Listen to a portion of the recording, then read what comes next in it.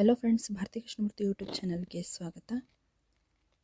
ಧುರಂಧರ್ film ನೋಡ್ಕೊಂಡ್ಬಂದ್ವಿ. ಈ ಚಿತ್ರದಲ್ಲಿ ಸ್ಟಾರ್ ಕಾಸ್ಟ್ ಚೆನ್ನಾಗಿದೆ. ಆರ್ ಮಾಧವನ್, ಅಜಿತ್ ದೋವಲ್ ಅವರಿಗೆ ಹೋಲುವ ಕ್ಯಾರೆಕ್ಟರ್. ರಣವೀರ್ ಸಿಂಗ್, ಸಂಜಯ್ ದತ್, ಅರ್ಜುನ್ ರಾಮ್ಪಾಲ್, ಸಾರಾ ಅರ್ಜುನ್ ಹೀರೋಯಿನ್ ಕ್ಯಾರೆಕ್ಟರ್ನಲ್ಲಿ.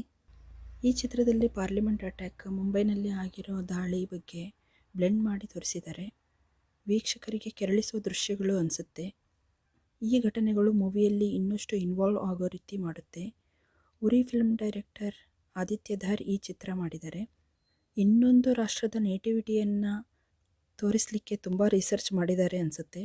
ಬೆಹರಿನಿ ಲ್ಯಾಂಗ್ವೇಜ್ನಲ್ಲಿ ಒಂದು ಸಾಂಗ್ ಇದೆ, ಅಕ್ಷಯ್ ಖನ್ನರ್ ಅವರ ಎಂಟ್ರಿ ಸಾಂಗ್.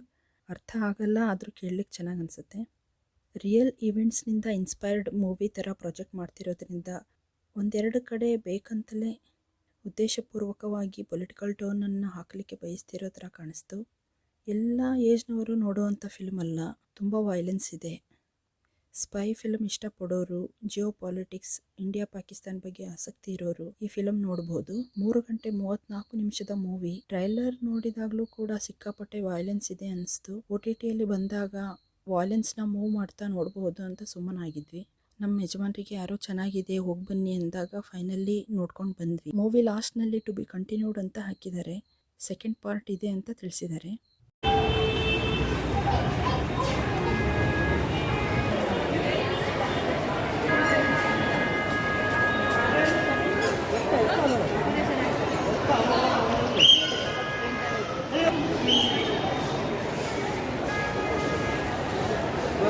गोभी ये कराओ.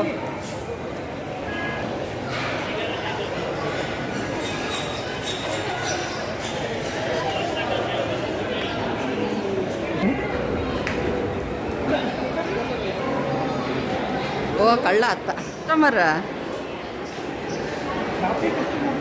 ಹಾಂ ಹಾಂ ಹಾಂ ಹಾಂ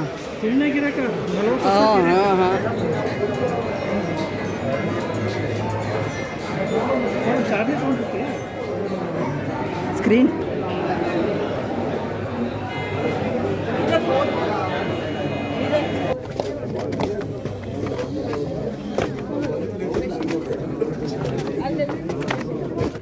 ಪುಡೆ 2 4 5 ಸರಿ